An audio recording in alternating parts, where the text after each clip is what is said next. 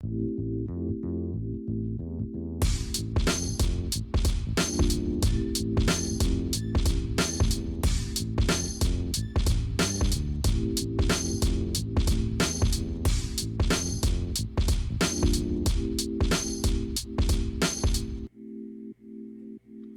tout le monde dans un nouvel épisode Humble Bundle mars 2021 dans lequel on va faire l'analyse des 12 jeux proposés par le package du mois. Alors bonne écoute tout le monde. Alors pour commencer, le premier jeu que j'ai essayé s'intitulait Ageless. Ageless est un platformer avec quelques mécaniques très particulières. Ça c'est la map de Ageless, c'est pas tellement importante, c'est juste pour vous montrer que le nombre de tableaux est pas tellement grand. Faire le tour du jeu au complet peut être fait dans une journée si vous y investissez toute la journée. J'ai pas pu m'en empêcher de vous le laisser, là, mais comme vous avez pu entendre, le voice acting est vraiment particulier dans ce jeu-là. Je dirais que tant qu'à faire un vous auriez pu juste l'enlever. Ça, c'est The Gate of the GIF. Dans le fond, dans le jeu, c'est ça qui vous donne vos pouvoirs. Et cette gate-là est censée vous donner un pouvoir qui va toujours être ce que vous avez besoin pour la vie que vous allez vivre ou pour le destin que vous allez accomplir. Évidemment, quand elle a l'impression que ça va pas vraiment changer son destin, mais rapidement, elle se rend compte que d'un clic de la souris, tu peux faire âger les choses, puis de l'autre clic, tu peux désâger les choses. Donc, si je vous montre l'exemple sur une plante, une fois qu'on clique pour la faire âger, elle grandit. Si on clique de l'autre, on la fait rapetisser. On peut faire évidemment la même chose avec les animaux. Les rhinocéros, eux, chargent pour briser les blocs, mais on peut le faire vieillir et le faire vieillir au point où il disparaît. En faisant vieillir des berries, on peut faire avancer des petits bébés rhinocéros. Le bébé rhinocéros peut grandir lui-même en rhinocéros. Et on peut le faire vieillir encore une fois en grand-papa rhinocéros pour que son poids fasse briser la roche. Il y a aussi une mécanique dans le jeu que je trouvais particulièrement le fun pour un platformer, c'est le Ageless. Quand vous cliquez là-dessus, tout arrête de bouger à part vous. Puis si vous faites le bouton pour jumper, dans le fond, pour activer le mode en touchant quelque chose qui a de la vie, vous pouvez absorber un niveau de vie de l'objet pour vous propulser dans la direction de votre choix.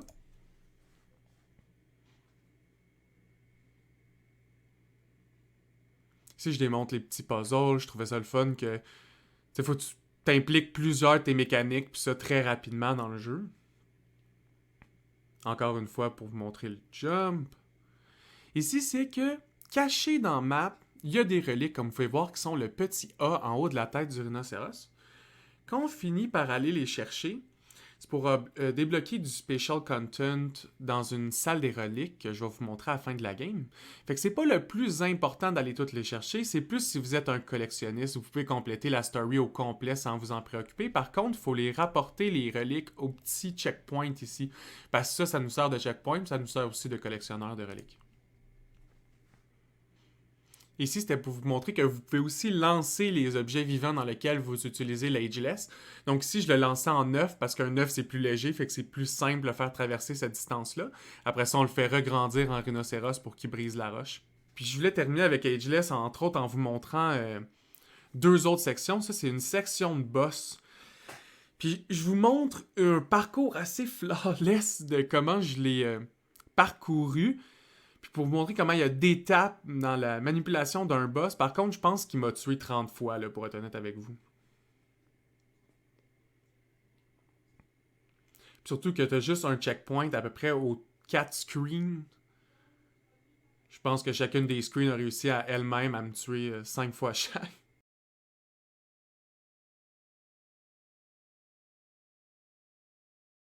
Donc dans ce parcours-là, je voulais vous montrer un peu toutes les mécaniques qu'on débloque dans le chapitre 1. Fait que vous avez pu me voir dasher, faire évoluer des choses pour dasher plus simplement, activer le rhinocéros, faire grandir des plantes, rapetisser des plantes, changer des animaux de forme, utiliser Ageless dans plein de situations différentes. Mais c'est pas tous les stages que vous allez faire qui ont un facteur temps, évidemment. C'est juste parce que c'est un boss, c'est une situation un peu plus difficile dans le jeu. La majorité des tableaux que vous allez passer au travers ont aucun temps limite. Vous pouvez prendre tout le temps du monde pour réfléchir au puzzle ou comment vous allez avoir envie de résoudre ce puzzle-là. Une fois que vous finissez un chapitre, le monde change puis les ennemis changent. Ça, c'est pour vous montrer un trend. Dans le fond, tous les tréants, c'est l'évolution de le petit bulbe rebondissant sur lequel j'ai rebondi. Puis ça, c'est la forme entre le tréant puis le bulbe rebondissant. Puis aussi, vous pouvez voir que maintenant, les ennemis avaient une barre dans laquelle je devais remplir en haut de leur tête pour les changer de forme. C'est pas juste une flèche pour les changer de forme. Il y a aussi un or qui nous permet de sauter. Il y a une baleine qui nous permet de rebondir. Et ça, c'était la salle des reliques que je vous parlais. Ça sert juste à ça, de venir récolter, dans le fond, tous les petits A que vous voyez. Ça vient éclairer les reliques et mettre vie dans ces mondes d'objets inanimés. On enchaîne donc avec le jeu Boreal Blade. Boreal Blade est un jeu de manipulation de l'épée. En fait, c'est des combats de chevaliers.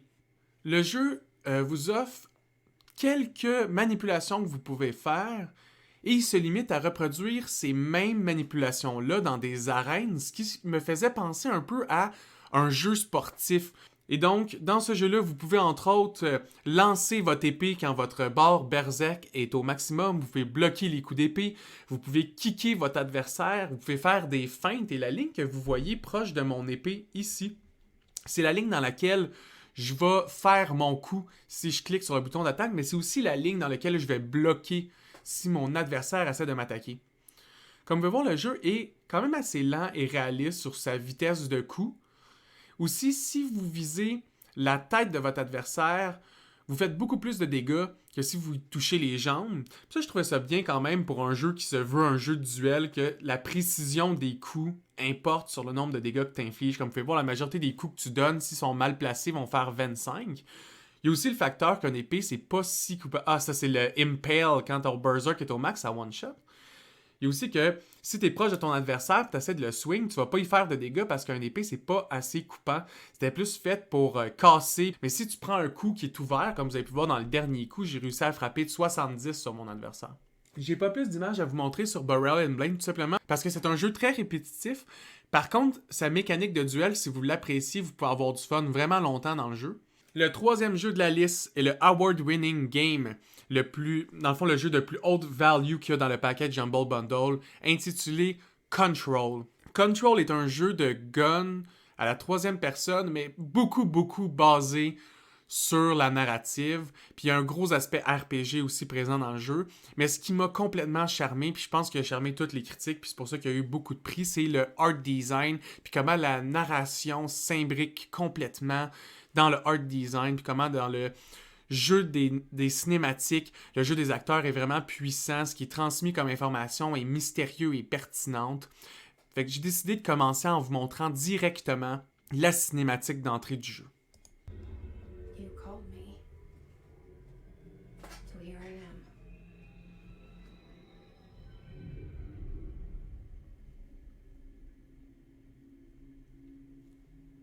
I know I shut you out sometimes. I'm always glad to hear from you. It's just that I get my hopes up. So many times it's led to nothing. I found nothing. It's like we live in a room and there's a poster on the wall. We stare at it and we think that's the whole world. The room and the poster. The picture's something nice. A landscape, a famous person. Like in that movie, what is it called? The prison movie.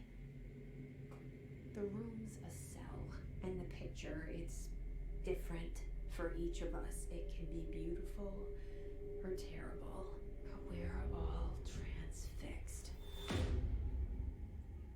But it's all a lie. Something to distract us from the truth. They're lying to us. We're lying to ourselves. The room's not the world. The world is much bigger and much stranger. There's a hole hidden behind that poster that leads to the real world. We all feel safe in that room. But sometimes sometimes something crawls out from behind the poster. And the ones that see it happen freak out and try to forget what they saw. I'm here. Why did you bring me here?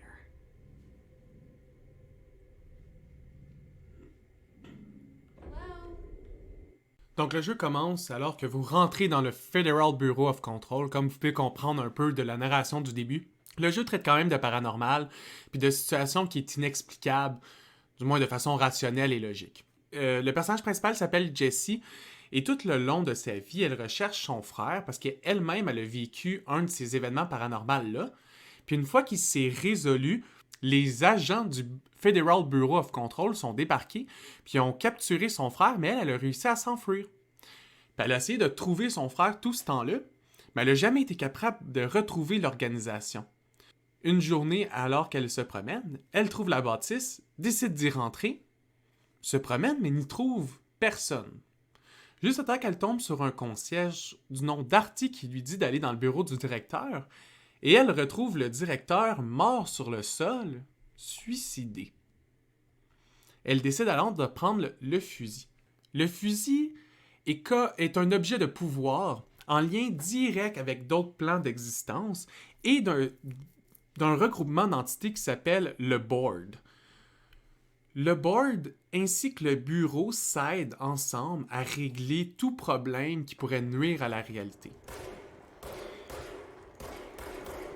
Le gun peut évidemment tirer aussi. Je voulais juste vous montrer le bruit qu'il permet de faire. La mécanique de tir est assez simple. Vous allez débloquer différents modes de votre fusil qui va venir modifier directement votre façon de tirer. Ça, c'est le mode normal. Vous allez débloquer un splatter qui est un peu comme un shotgun, un mode qui est un peu comme un minigun, une roue qui tourne à l'infini en tirant plusieurs balles comme une mitraillette. Et vous allez aussi débloquer une forme de sniper rifle. Ici, je voulais vous montrer la map. La map, elle me faisait penser un peu à Metroid par son aspect vertical et aussi par le fait qu'il y a des clearance levels dans lesquels vous allez passer souvent devant des endroits que vous allez devoir revenir parce que vous n'avez pas encore l'accès, vous n'avez pas la carte d'accès pour le voir. Ça, c'est un autre de l'aspect RPG, comme dans tout bon RPG.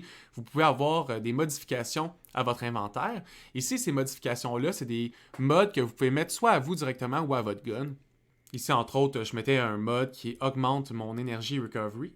L'énergie, c'est une barre qui va vous permettre, entre autres, d'utiliser la magie paranormale qui vient dans le jeu. Le premier que vous débloquez, entre autres, est la télékinésis. Ici, je voulais vous montrer un cleanse point, un peu ces pyramides-là, qu'une fois que vous enlevez toute l'énergie maléfique qui s'appelle le Is, dans ce jeu-là, vous rétablissez la réalité, puis aussi vous débloquez la possibilité de vous téléporter dans ces endroits-là en fast travel. Vous pouvez aussi changer vos outfits, et plus tard dans le jeu, quand vous débloquez vos capacités, c'est aussi dans ces pyramides-là que vous pouvez dépenser des points de mémoire pour aller augmenter directement la force des capacités que vous avez débloquées dans le jeu. Ici, je voulais vous montrer certains objets de pouvoir. Il n'y a pas juste le gun qui existe, entre autres, celui-ci est un floppy disk. Tout simplement. Et dans son système a Launch Telekinesis qui permet de grab les objets et de les lancer violemment sur d'autres choses pour les détruire. Ce que je trouvais le fun dans Control, c'est que tous les objets que vous voyez highlight, tous les mini-débris, c'est des objets que je peux lancer. Ce qui nous permet aussi de lancer n'importe quel autre objet dans le jeu qui peut être sorti. Vous voyez un baril, une poubelle, une mop, une chaise. Vous avez toujours envie de lancer des bureaux. Il n'y a aucune limitation presque à ce que vous pouvez lancer tant que ça peut être physiquement lancé. Là. Vous ne pouvez pas lancer un payload qui est fixé à un plafond et un toit si vous ne pouvez pas le briser préemptivement. Ici, je voulais vous montrer que certains types d'ennemis, comme celui-ci, avaient un aura autour de lui. Ces ennemis-là, si vous leur lancez un objet, ça lui fait beaucoup plus de dégâts que si vous lui tirez dessus avec votre gun. Puis ainsi, dans le jeu, vous allez avoir plusieurs types d'adversaires comme ça, qui vont avoir des faiblesses directes envers vos habilités, mais qui vont être résistants à d'autres de vos habilités. Ce qui crée un peu une game de puzzle au travers ce TPS-là. C'est ce qui va conclure le jeu Control. Comme je disais, le jeu Control a une très forte narrative, alors je vous invite à jouer le jeu au complet. On enchaîne donc avec le jeu Cyberhook. Cyberhook est un platformer, mais au lieu d'être 2D, est en first person, et que ton outil principal est bien évidemment un cyberhook. Et ce hook te permet de t'agripper à toutes les plateformes bleues que vous voyez sur ma map. Il y a plusieurs types de tableaux. Il y a des tableaux dans lesquels ils sont un peu plus horizontales, qui n'ont pas vraiment de verticalité. Et dans ces tableaux-là, le but, c'est souvent d'aller en fait, c'est toujours d'aller le plus rapidement possible. Mais dans les tableaux qui n'ont pas de verticalité, c'est moins sur la créativité, puis plus sur trouver les angles dans lesquels tu peux le terminer le plus rapidement possible. Au contraire, il y a certains tableaux que, comme vous allez voir dans le prochain, qui font beaucoup plus accès sur la verticalité des choses ou sur des patterns que vous allez devoir comprendre pour gagner de la vitesse ou qui ont, comme vous pouvez voir, qui ont du vide en dessous d'eux. C'est ces hooks-là que vous allez devoir comprendre quel chemin est le plus utile pour arriver plus vite. Il y a une des mécaniques du jeu aussi qui vous permet de reel in votre hook, donc de vous tirer vous-même de votre position, mais ça vous permet aussi de gagner de la vélocité lorsque vous déplacez en balancier avec ce hook-là. Donc, il y a plusieurs petites mécaniques de déplacement que vous devez maîtriser à la perfection pour améliorer votre temps. Puis lorsque votre temps est assez amélioré, vous allez débloquer des cristaux à la fin de vos parties. Puis avec un certain nombre de cristaux, vous allez pouvoir passer à l'autre série de tableaux, qui est toujours un peu plus compliqué les uns que les autres et qui nécessite un peu plus de réflexion. Ici, ce que je trouvais le fun, c'est qu'à la fin, vous avez toujours votre leaderboard, puis pas juste le leaderboard mondial, vous avez même le leaderboard dans votre pays. J'aimais ça savoir que dans le jeu, sur 500 personnes, à mon 3e essai, j'étais le 100e joueur. C'est toujours satisfaisant, ces petits leaderboards-là. Ça nous permet de... Ça rajoute de la rejouabilité. Ça donne une raison de vouloir t'améliorer constamment. Ici, je voulais vous montrer entre autres un tableau qui m'avait pris plusieurs coups à réussir parce qu'il nécessite vraiment beaucoup de petites manipulations. Et que chaque erreur mène à votre perte. Ici, les murs verts que je détruis à distance, c'est que les blocs verts dans le jeu, c'est la seule chose qui se détruit avec votre gun, qui est un peu le deuxième outil que vous avez dans le jeu. C'est pas toutes les maps qui vous fait l'utiliser par contre. Donc, on enchaîne avec le prochain jeu sur la liste, Elex. Elex est un RPG open world dans lequel la map est très gigantesque et dans lequel on assiste à une guerre post-apocalyptique dans laquelle une météorite aurait frappé une Terre qui ressemble grandement à la Terre, mais qui n'est pas la Terre.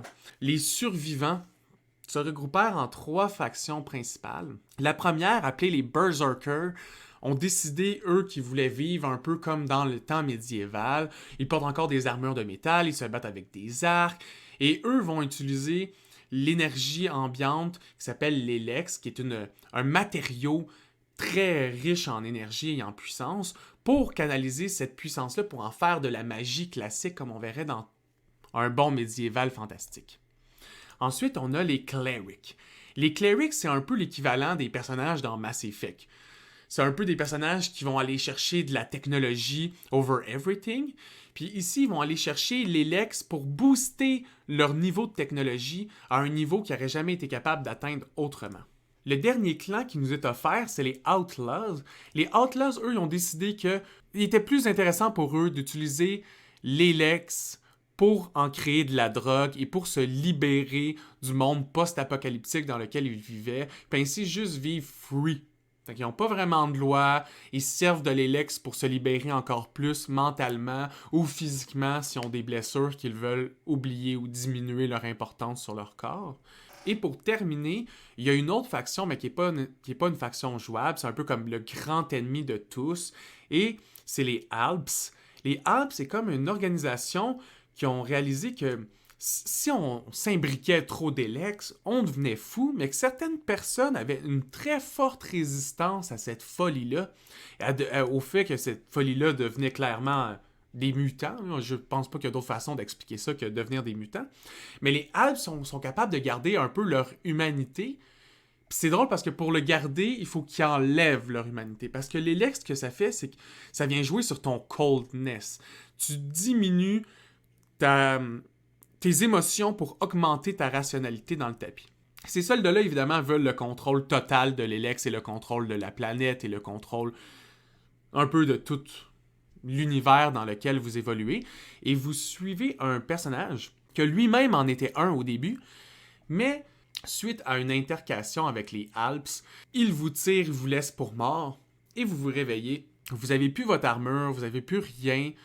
Et tout ce que vous voulez, c'est vous sauver de là avant qu'il vous retrouve et réalise qu'il n'avait pas fini la job. Ici, je vais vous montrer comme dans tout bon RPG, il y a un système de statistiques. Les statistiques sont Strength, Constitution, Dextérité, Intelligence et Cunning. Ces statistiques-là, par contre, contrairement à beaucoup d'autres RPG, vont pas venir influencer directement vos statistiques personnelles, mais plutôt venir juste influencer les skills que vous allez pouvoir apprendre de trainer, mais aussi les équipements que vous allez pouvoir porter sur vous. Parce que ces feats-là, entre autres les feats de combat, comme vous pouvez voir, ou les feats de personnalité, crafting, survival, ou les 3 derniers sont ceux de faction, chacun de ces attribute points que vous voulez mettre dans les... Mettons, vous voulez mettre attribute point en personnalité. Ici, ça vous dit que vous devez avoir 25 points en cunning et 15 points en intelligence. Donc, les statistiques vont surtout venir influencer ce que vous allez pouvoir apprendre et non influencer un flat statistique, contrairement à ce qu'on peut voir dans la méthode classique. C'est vraiment important de joindre une faction parce que la faction vous donne des habilités. Comme vous pouvez voir, vous donne une des 3 dernières branches. Faire abstraction d'en joindre une vous limiterait dans vos capacités. La mécanique de combat du jeu est une mécanique... vous pouvez utiliser des armes à distance, mais lorsque vous utilisez des armes de mêlée, il y a une barre de combo. Cette barre de combo-là est que si vous pesez au bon moment pour votre enchaînement, vous allez la remplir beaucoup plus vite, cette barre-là en bas. Et lorsque vous dépassez la ligne du milieu, vous pouvez faire un combo attaque, qui est une arme qui va venir amplifier davantage les dégâts de votre arme. Et combo attaque. Toutes les mobs peuvent être lootés, évidemment, comme tout bon RPG. Vous allez aussi pouvoir trouver des objets directement sur la map, comme ici, des projectiles, des torches qui traînent à terre. Si vous les voyez, vous pouvez le prendre la majorité du temps. Ici, c'est un téléporteur, et Lex, c'est un open world. La map est tellement grande que vous n'avez pas le choix de les utiliser. Si vous ne les utilisez pas, vous allez juste passer la majorité de votre temps à marcher. Ma fonction préférée du jeu, le jetpack. Un jeu d'exploration un peu médiéval fantasy avec beaucoup de technologie, mais dans lequel la verticalité est très importante. Il y a beaucoup de coffres qui sont cachés en hauteur. C'est toujours important de voir s'il y a un chemin que vous allez pouvoir prendre de haut aussi. Puis ça fait changement de presque tous les RPG qu'on voit où la verticalité a souvent juste lieu si tu as à monter une montagne. Là, tu peux aller sur des toits, tu peux te cacher sur des 2e étages, comme entre autres. C'est pas nécessaire de monter où je viens de monter, mais en montant là, vous pouvez trouver des potions de mana ou d'autres objets. Ici, c'est la map, je vais juste vous montrer à quel point c'est gigantesque. Même dézoomé, il faut que tu te tasses constamment pour pouvoir l'explorer au complet. Quand tu parles avec les personnages, ils peuvent t'apprendre des choses. Comme vous pouvez voir ici, Alric est le personnage qui apprend les choses de crafting, surtout les choses de l'illégalité. Ici, je voulais vous montrer que selon certaines discussions que vous allez avoir ou décisions que vous prenez dans l'histoire, votre relation avec les NPC vont changer. J'ai décidé de dire que je n'ai pas de son territoire. Alors Ragnar, le chef des Berserkers, décide de me répondre. Et comme vous avez pu voir, Ragnar will remember that.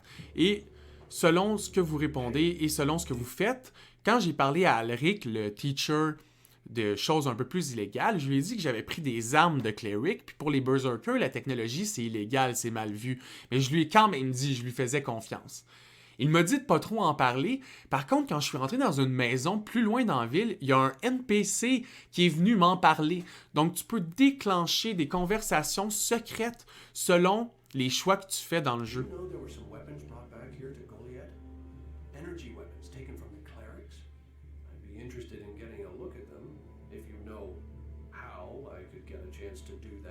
Ici, je vais vous montrer que quand vous découvrez par contre les trainers ou les endroits principaux d'une ville, ils restent affichés sur votre map. Au moins, vous n'avez pas à les retrouver, contrairement à certains autres jeux que j'ai démontrés sur ma chaîne comme Outward, ou à vous en souvenir, vous avez juste à ouvrir votre map et voilà.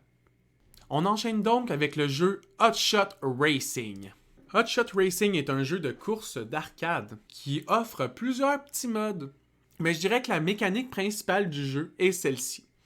Quand vous driftez, vous accumulez quelque chose qui s'appelle la drift bar.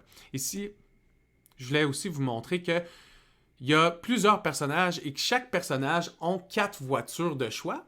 Et lorsque vous rentrez dans ce choix de voiture-là, ils ont toutes une statistique différente. Donc, comme je dis, avec ces statistiques différentes-là, vous devez bel et bien courser, ça reste un jeu de course.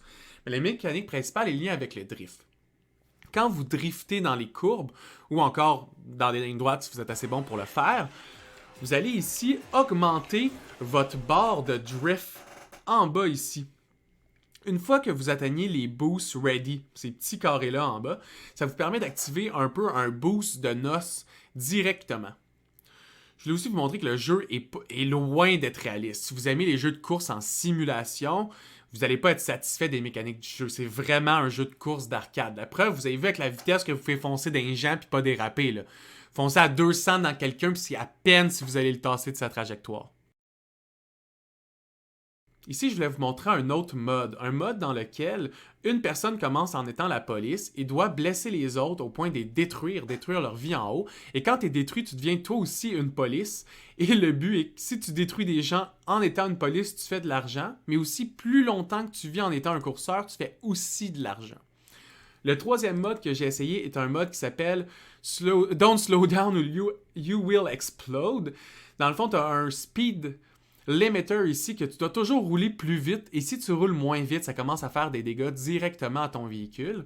À chaque fois que vous allez dépasser un checkpoint dans cette course-là, le montant du speed va augmenter directement jusqu'à atteindre des 200 km/h minimum. Le dernier mode est Barrel. Dans ce mode-là, qui me fait un peu passer à Mario Kart, à chaque fois que vous passez un checkpoint, vous allez pogner un barrel que vous allez pouvoir lancer sur la route comme ça en espérant que vos adversaires foncent dedans pour être détruits ou essayer de limiter la trajectoire de vos adversaires pour qu'ils n'aient pas le choix de foncer dedans. Puis évidemment, plus vous allez faire de tours dans la piste, plus il va y avoir de barils, puis plus ça va être drôle. On enchaîne ensuite avec le jeu Kingdom 2 Crowns. Je ne saurais pas vraiment comment le décrire comme jeu. C'est un jeu 2D, mais de construction de village, dans lequel vous pouvez gagner de l'argent pour acheter des bâtiments ou upgrader des bâtiments. Ainsi, vous pouvez lancer de l'argent à des gens pour qu'ils deviennent vos propres villageois. Puis avec des stands comme ça, vous pouvez donner des métiers à ces villageois-là, soit qu'ils soient des créateurs, des constructeurs, réparateurs, des archers, et même plus tard, vous allez débloquer des paysans pour qu'ils s'occupent du foin. Et toutes ces upgrades-là vous serviront à garder votre base sécuritaire. Vous pouvez aussi agrandir votre territoire en faisant tomber des arbres. Je vais zoomer sur le petit paysan qui travaille. Ou en upgradant des roches pour qu'ils deviennent des stands à archers. Ou encore en upgradant votre muraille. Un peu une forteresse qui se créera lentement derrière votre base. Et ici, les petits archers s'occupent de tuer les lapins pour faire du gold. Ici, je vais vous montrer pourquoi on doit défendre notre base. C'est que la nuit, vous faites attaquer par des démons. Et ces démons-là sont bloqués soit par vos stands d'archers ou par les petits morceaux de forteresse que vous mettez. L'armée est faillible. Ici, je vais vous montrer que quand vous mourrez, votre village est tout simplement renvoyé à votre descendance. Certains bâtiments changent, certains sont détruits. Et il y a aussi d'autres modes, dont un mode un peu plus japonais, féodal, avec un peu d'une plague alien qui vous attaque, et un Direwolf mode dans lequel votre monture est un Direwolf. C'est ma mode préférée des trois choix. On enchaîne donc avec le jeu Peaky Blinders Mastermind. Peaky Blinders Mastermind est évidemment basé sur la série narrative Peaky Blinders, mais c'est un jeu de puzzle avec une grande influence sur le temps. Comme vous pouvez voir, un des personnages, qui est le personnage de Tommy, peut influencer des actions sur certaines personnes pendant un nombre de temps, donc ici une quinzaine de secondes. On peut revenir dans le temps et voir ce que les autres personnages faisaient dans ce moment-là. Ainsi, je peux prendre les deux autres persos et les faire passer la porte pendant qu'elle est ouverte. Donc, le jeu a toujours du back and forth. Ainsi, avec Ada, qui a la possibilité de distract les gardes, tu peux lui faire changer sa vision de détection. Donc, peut-être une 5-10 secondes. Après, venir reculer de ces 10 secondes-là, changer de personnage et faire traverser la zone sous sécurité alors que notre autre personnage, Ada, est en train de distraire. Donc, il faut toujours avoir conscience de ce double jeu-là, puis d'essayer d'en profiter le plus possible. Entre autres, Tommy, il peut pousser des boîtes et il est le seul à pouvoir rentrer dans ce bâtiment-là, faire le puzzle, mais je pouvais en même temps jump à ma série d'événements pour voir ce que Ada faisait pendant ce temps-là sans perdre de temps. Bien, s'accomplir 2 séries de jeu en même temps, puis le but, c'est toujours de le faire le plus vite possible. Comme je vous montrais à la fin, tout simplement, c'est que si vous faites voir, ça ne fait que figer le jeu. Et si Tommy essaie de passer, j'ai lâché trop tôt, il a été vu, j'ai tout simplement gardé la manipulation, mais j'ai pas changé l'ordre de Tommy de continuer. Vous pouvez faire ça aussi, vous pouvez dire à un personnage, va jusqu'à là-bas, après ça, vous prenez l'autre, vous venez distraire, vous pouvez distraire en premier, puis après ça, faire déplacer votre personnage. Les deux sont tout aussi valides. On enchaîne avec le jeu Pester Quest. Pester Quest est un jeu dans lequel tu dois choisir des histoires et les vivre. C'est un peu un jeu dont vous êtes les héros. Habituellement, j'essaie d'être pas trop négatif envers les jeux. Par contre, au-delà de la qualité de l'histoire, que vous l'aimez ou non, le jeu propose toujours juste 2 choix. Puis vous pouvez toujours saver sa disquette juste avant de faire le choix. Puis des choix vont vous faire perdre. Et l'autre choix, vous allez le passer. Et soudainement, ça va vous dire victory. J'ai pas... Que je perds ou je gagne, j'avais pas vraiment l'impression de jouer à un jeu. Puis j'ai l'impression que la personne aurait dû juste nous donner des BD. Fait que désolé pour ce micro-moment négativité. Mais c'est ça, mini-jeu narratif, downloadez-le donc pas. Le jeu le moins important du package. On suit avec le jeu Wildfire. Wildfire est un autre platformer, mais avec un gros aspect sur le stealth motion. Si vous avez déjà joué à des stealth games, vous savez que ce qui est important, c'est le son, ne pas être détecté, ou encore de faire bouger les personnes en lien avec où qu'on est détecté pour pouvoir se faufiler dans un autre endroit. Un autre des thèmes principaux du jeu, c'est qu'on est accusé de sorcellerie et qu'on est donc brûlé sur la croix en partant le jeu. Je trouvais ça vraiment impressionnant comme début de jeu. Un jeu qui commence, tu meurs. Puis après ça, ça dit quelques heures plus tôt. Puis là, tu vas juste voir qu'est-ce qui se passait. Donc ça commence, puis tu vas chercher une petite énergie magique ici, qu'au début, tu sais pas c'est quoi. Ici, je vais vous montrer que quand tu es dans les buissons, tu es vraiment caché, puis c'est l'aspect stealth. Les soldats peuvent passer à côté de vous, ils vont pas vous voir. Ici, je vais vous montrer quand on se tombe, ça fait des ondes de choc. Donc lui, il m'a détecté, il essaie de venir à mon autre position. Mais l'énergie qu'on est allé chercher nous permet de manipuler le feu. Et oui, c'est pour ça qu'on n'en meurt pas. Avec la manipulation du feu, ça nous permet d'absorber les ondes de feu et le relancer plus loin pour mettre le feu à des objets, soit que ce soit du gazon, du bois, ou même à des ennemis directement. Vous pouvez lancer des smoke bombs ou les mettre en feu comme ça parce que des inquisiteurs qui veulent nous brûler, pourquoi pas leur retourner l'appareil? Hein? Ici, c'est des statuettes que vous allez croiser dans le jeu dans lequel vous devez lancer des éléments pour gagner des points d'énergie de ces mêmes éléments-là. Comme avec ce point d'énergie-là, j'ai pu avoir Fire Jump et Bounce. Bounce permet à la Fireball de rebondir et Fire Jump de jumper comme si vous aviez un jetpack.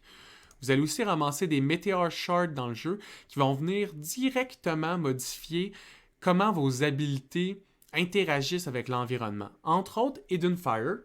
Si on a du feu dans les mains et qu'on lance ce feu-là, il est plus visible par l'ennemi. Parce qu'avant, une boule de feu, tu le remarques quand même assez facilement.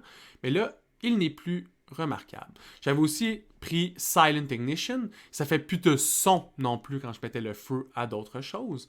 Puis ici, je voulais vous montrer que le poulet permet de voler. On aime ça les jeux dans lesquels un poulet permet de voler. Le chapitre 2 commence alors que tu meurs noyé. Un autre des morts qu'on réservait aux sorcières, un autre classique. Mais évidemment, ce coup-ci, on débloque le pouvoir de contrôler l'eau. Avec le contrôle de l'eau, entre autres, vient le pouvoir de lancer des boules d'eau. Et donc, d'absorber cette eau-là pour la lancer sur le feu, puis nous permettre de passer à des endroits qu'on aurait peut-être trop enflammés auparavant, et vient nous débloquer une liste complète de skills. Ensuite, on débloque Bubble. Bubble nous permet de sauter dedans pour se déplacer en hauteur. J'ai pas eu le temps de me rendre à la 3e chapitre, par contre, je sais qu'il existe. Suite à l'eau, il y a le chapitre de la terre et de la vie. Entre autres, ça nous permet d'absorber l'énergie des plantes pour la relancer ailleurs. Donc, une liane que vous auriez envie de grimper, vous pouvez l'absorber, lancer ça sur un mur, puis après ça, juste monter dessus pour vous rendre à l'autre étape.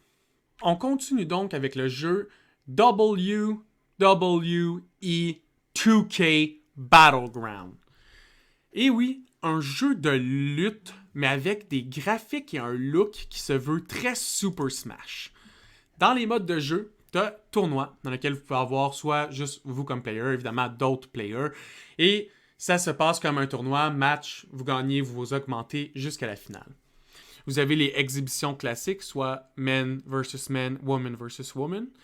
Battleground Challenge, c'est un mode dans lequel vous devez vous créer votre propre lutteur et le faire évoluer au travers des challenges qui vont venir booster directement ses capacités, mais aussi vous permettre de débloquer d'autres contents pour le jeu. Entre autres, je commence avec la campagne. La campagne, tout ce qui est les éléments narratifs sont donnés sous un point de vue de BD comme ça. Personnellement, j'ai bien aimé. C'est assez gros pour qu'on lit très bien. J'ai jamais eu de problème à suivre la story, même s'il n'y avait pas de voice actor, il n'y avait pas quoi que ce soit. La story est toujours claire. Les dessins sont beaux, sont le fun à lire. Puis comme elle existerait comme BD, puis probablement qu'elle serait le fun à juste avoir dans ma collection. Là. Ici, je vais vous montrer qu'on pouvait sortir des chaises d'en dessous. En dessous du stage, vous pouvez aussi sortir n'importe quoi, une pierre tombale, vous pouvez sortir des marteaux de temps en temps, vous pouvez lancer votre adversaire dans les cordes, le puncher, le combo. Il y a 2 types de coups, des coups de pied et des coups de poing. Tu peux pin up ton adversaire qui est pour le submission move. Ici, c'est un combat en cage. Je voulais vous montrer qu'il y a des combats un peu différents et moins classiques. Celle-là, il faut ramasser de l'argent. Quand votre barre d'argent est au maximum, vous pouvez vous enfouir de la cage avant que votre adversaire essaie de vous tirer par la jambe puis vous pitcher en bas. Ici, je voulais vous montrer qu'on débloque des skills différents. Entre autres, le pin-up power, c'est mon préféré. Ça augmente vos chances de submission. En fait, ça augmente le temps que ça prend à votre adversaire de sortir de la phase de submission. Vous pouvez le relever du sol aussi, qui est un move très le fun en lutte. Comme ça, vous pouvez garder un peu le stun effect dessus pour enchaîner des moves.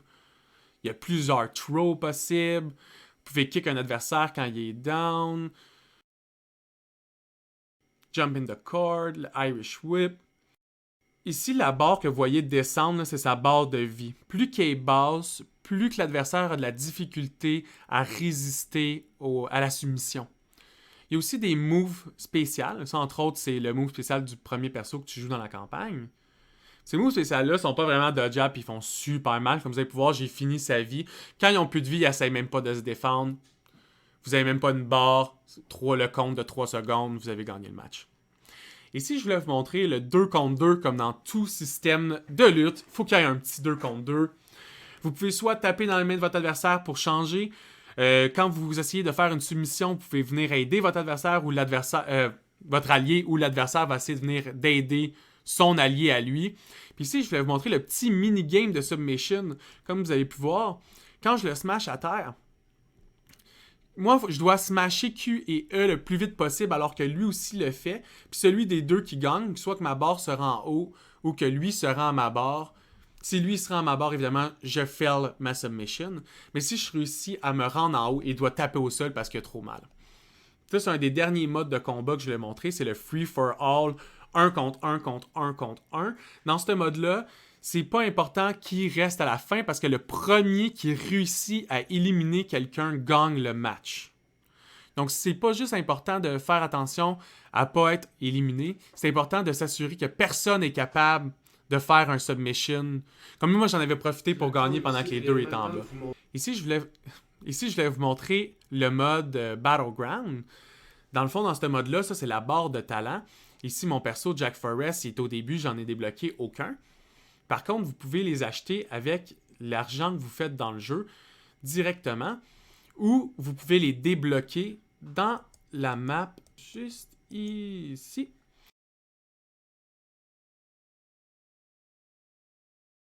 Donc, on suit avec XCOM Chimera Squad. XCOM Chimera Squad fait effectivement partie de la série, la franchise XCOM, et traite donc d'un regroupement d'une force spéciale qui essaye de régler tout conflit qui sortirait de la norme, on va dire. Soit qui implique des mutants, soit qui implique un peu comme, je vais dire alien, mais tout ce qui est varié mutant ou produit qu'on ne saurait identifier facilement. Ce que j'aimais de cette XCOM-là, contrairement aux autres XCOM, ils ont un peu tone down l'aspect réaliste pour augmenter un peu l'effet cartoon BD. Puis moi, je trouve que ça va très bien à l'univers, ce qui se porte à quand on suit la team principale, parce que la team se veut nous donner 4 personnages pour la narration, je trouvais qu'ils étaient moins mis de l'avant dans les autres XCOM. Puis ces 4 personnages-là, c'est plus facile de suivre leur évolution ou suivre leurs décisions personnelles ou leur propre personnalité au travers ces petites informations de BD-là ou ces petites cinématiques de BD-là qu'au travers les autres XCOM où tu as un roster très gigantesque dans lequel tu as l'impression que tu n'es jamais capable de finir de la gérer, ton armée. Ici aussi, je voulais vous montrer que dans ce XCOM-là, une des mécaniques principales, ça s'appelle le Breach. Quand tu commences une mission, enfin une zone d'une mission, ce qu'on va appeler un Encounter, l'Encounter, chacun de tes personnages a la chance de tirer sur un target dans lequel tu peux voir tes chances de toucher, ainsi que les dégâts que tu vas lui produire. Ce qui donne l'avantage et ce qui permet aussi de faire des maps dans lesquelles tu rentres 4 dans un bâtiment, mais sont 8, 10, 12. Mais vu que tu en élimines 4, ça rétablit un peu la zone de force du combat. Ça balance un peu les choses. Comme tout bon XCOM, tu as un grid pour te déplacer. La zone bleue, ça coûte 1 action. En sortant, c'est le dashing, ça coûte 2 actions. Chacun des personnages ont toujours 2 actions par tour. Ici, on peut voir la timeline de l'ordre des personnages. Ça, c'est le breach pour vous montrer que certains breaches vont être différents. Ils vont toujours donner des situations différentes aussi. Dans celle-là, je peux juste mettre 2 persos là. Des fois, ça peut être les 4. Ils peuvent proposer un seulement par zone. Par contre, ici, 5, c'est le danger de rentrer par là. 5, ça veut dire que mes agents vont sûrement avoir du dégât de retour à la fin du breach. Aussi, les ennemis font un dégât de plus à ceux qui rentrent de cette porte-là pendant le breach. Par contre, de l'autre porte, le dernier unit va avoir plus 3 de dégâts à son attaque. Donc, ainsi, vous pouvez séparer vos units pour aller obtenir des stratégies exactement comme vous le voulez. Ça va aussi influencer la position qu'ils ont quand vous allez rentrer dans la map. Ici, je vais montrer que les breaches, ça peut vraiment varier. Tu peux toutes les voir. Donc, tu peux faire la rotation complète de qui tu veux attaquer pour essayer d'aimer le plus rentable pour toi. Aussi, chacun de ces agents-là vont avoir des habiletés spéciales, qui est les skills que vous voyez en jaune en bas. Entre autres, le perso de Cherub, le gars avec le shield, il peut dasher puis donner un coup de shield, ou il peut comme faire un shield kinétique autour d'un allié ou de lui-même qui va bloquer le prochain dégât, peu importe son amount. Petit coup de shield bash. Puis aussi que le shield bash ainsi que d'autres types d'attaques font des unconscious damage. Quand vous battez votre adversaire de façon à ce qu'il tombe unconscious, vous le capturez. Ça vous donne un pourcentage de chance de développer de l'intel qui est une des ressources dans le jeu très importante. Ici, je voulais vous montrer le loadout. Dans le loadout, vous pouvez voir tous vos agents. Vous allez pouvoir modifier leur loadout, évidemment, dans l'armory. Vous allez donc pouvoir modifier les équipements à leur arme, les équipements de breach, les équipements à leur armure. C'est aussi là que vous allez pouvoir aller augmenter, leur donner des promotions pour qu'ils débloquent des habiletés supplémentaires. Et c'est là que vous allez pouvoir voir leur histoire personnelle ainsi que pouvoir changer les couleurs de leur armure. Ici, c'était pour vous montrer qu'il y a toujours un shop. Le shop, tu as des objets qui sont à utilisation unique. Par contre, il y a des objets qui sont à utilisation comme pour toujours et même, je vais dire, à utilisation de l'équipe. Entre autres, si vous allez faire l'upgrade dans votre labo de recherche, qui est un upgrade pour augmenter les fusils d'assaut, mais vous allez devoir l'acheter après dans le supply. Par contre, tous vos personnages vont avoir l'upgrade du gun. Ce qui coûte moins cher, comme les Ceasefire Grenades, qui ont souvent un coût vraiment plus bas. Par contre, c'est à utilisation unique. Si vous la lancez, vous ne l'avez plus. Donc, la ressource de crédit, vous allez pouvoir l'avoir en haut ici. L'Elerium, c'est la ressource que vous allez devoir utiliser pour faire des recherches. Entre autres, Android personnel vous permet d'avoir du personnel Android. On aime ça quand c'est logique. Les Spec Up vous permettent de faire des missions qui vont venir compenser ce qui vous manque en ressources.